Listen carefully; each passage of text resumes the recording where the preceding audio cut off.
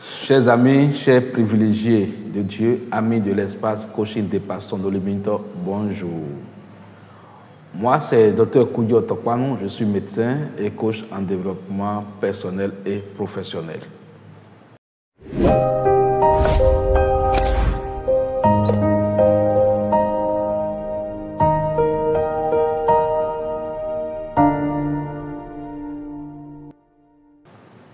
Ce jour, nous allons communiquer sur un sujet très important, très capital pour toi et pour moi et pour la majorité des personnes sur la terre. Ainsi, je t'invite à m'écouter très bien, je t'invite à me suivre correctement. Le sujet est à controverse, ça c'est sûr. Le sujet fait beaucoup de remous, c'est évident. Et mon attitude de communiquer là-dessus n'est pas de soulever encore davantage de controverses, mais également de respecter le point de vue des uns et des autres, mais tout en attirant ton attention, mon attention et notre attention sur le sujet. De quoi s'agit-il? Il s'agit du salaire. Tout travailleur mérite un salaire, mais la thématique que nous voulons développer est intitulée « Le salaire, un piège sans fin ». Et cette communication, je la fais en m'illustrant de cet ouvrage, La clé de votre développement personnel, que j'ai édité à Lara Édition. Alors, chers amis, si tu es prêt, faisons le voyage ensemble en découvrant les lignes de ce livre sur le salaire, un piège sans fin. Bien sûr, il y a un point d'interrogation. Mon cher ami, loin de nous l'idée de dire qu'être salarié est une mauvaise chose. Mais la question est de savoir si le salaire assure aux salariés une vie à l'abri du besoin, et ceci toute la vie. Nous allons partir de quelques constats. Pour répondre à cette question, nous évoquerons quelques constats.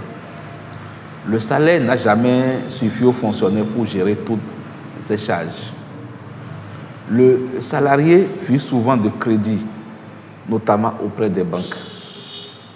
Une fois le salaire touché, il finit bien avant l'arrivée du prochain salaire. À la retraite, le montant de la pension est souvent en dessous du montant pendant la fonction. L'employeur contrôle et manipule l'employé par le salaire à lui payer.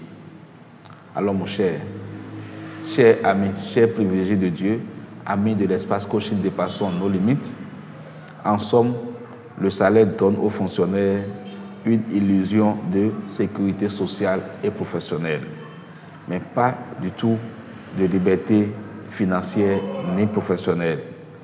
Le salarié n'est jamais indépendant. Quelques points de vue. Nous continuons à explorer le salaire comme un piège sans fin ou non, mais nous allons le faire à la lumière d'une citation de Jack Ma, le fondateur d'Alibaba. Les pauvres demeurent pauvres parce que beaucoup sont allés à l'école, ils ont eu des diplômes pour travailler, pour gagner un salaire. Mon cher ami, à lire cette citation, on est tenté de penser décrier l'école. Mais non, ce n'est pas cela. Nous avons besoin de l'instruction et du savoir.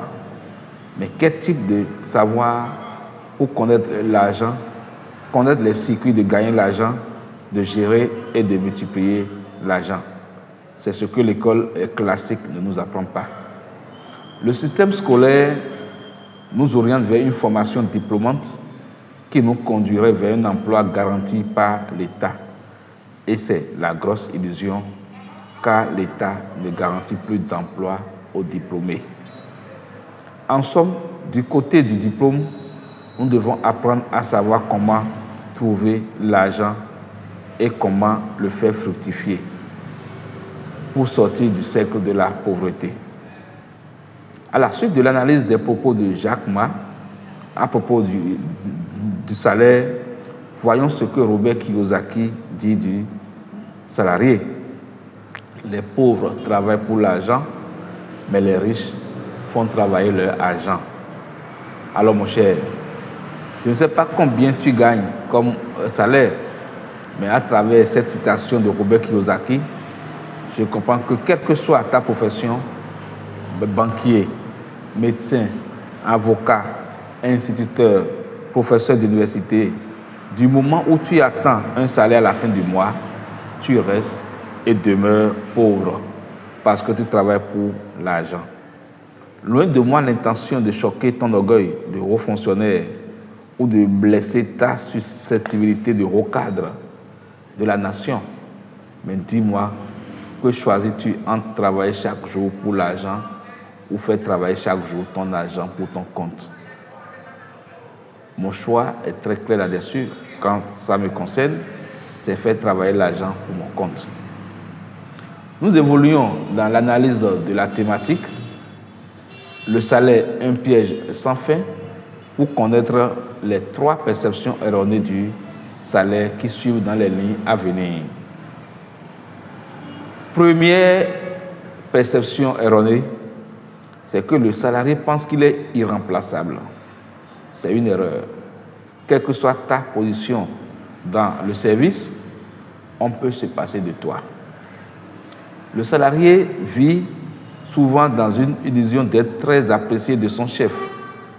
Cela reste une illusion, car le moment où il sera donné au chef la possibilité de faire un choix, tu es le premier à être sacrifié.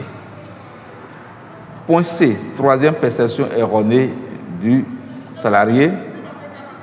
Le salarié ne diversifie pas ses sources de revenus. En effet, avec les nombreuses occupations du boulot, le salarié n'a pas le temps, n'a plus de place sur son disque pour penser créer autre chose. Alors, comme solution, comment contourner donc les limites du salaire? Première chose à faire, c'est de savoir faire de l'épargne. Quel que soit le montant de ton salaire, apprends à mettre de l'argent de côté. Deuxième approche de solution, créer une idée d'affaires. Mon cher ami, il faut libérer tes potentialités de réflexion. Il faut regarder autour de toi quels sont les problèmes auxquels tes contemporains sont confrontés. C'est dans cela que se trouvent des idées d'entreprise. Ensuite, autre idée, au point C, c'est d'investir ton épargne. Investir l'épargne dans une idée d'affaires pour apporter des solutions aux problèmes de ton entourage. Et en 4e idée, c'est de diversifier tes sources de revenus. N'arrête point dans tes initiatives de créer des solutions. Sois une machine à résoudre les problèmes et tu vas émerger. Et enfin, il faut être endurant et persévérant. Il ne faut jamais abandonner devant les premières difficultés. Il faut transformer ces difficultés en défis et il faut les relever.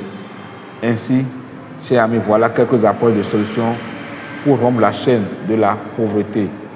Le salaire, oui, parce que tout travailleur mérite son salaire, mais il faut aller au-delà de la réflexion du salarié. Il faut créer des initiatives, il faut investir dans ces initiatives, il faut apprendre à résoudre les problèmes de ses contemporains. Alors, mon cher ami, je suis à la fin de cette communication. Merci à toi. Passons à l'action. Dieu est dans l'action, Dieu est dans agir. Tu as aimé cette vidéo, elle a fait un déclic dans ta tête, alors partage-la pour permettre à d'autres amis à toi, à tes ressources humaines, à tes relations humaines, alors de s'en inspirer pour qu'on puisse ensemble travailler à changer le monde pour un avenir meilleur, aussi bien pour nous-mêmes que pour les générations à venir. Je vous remercie.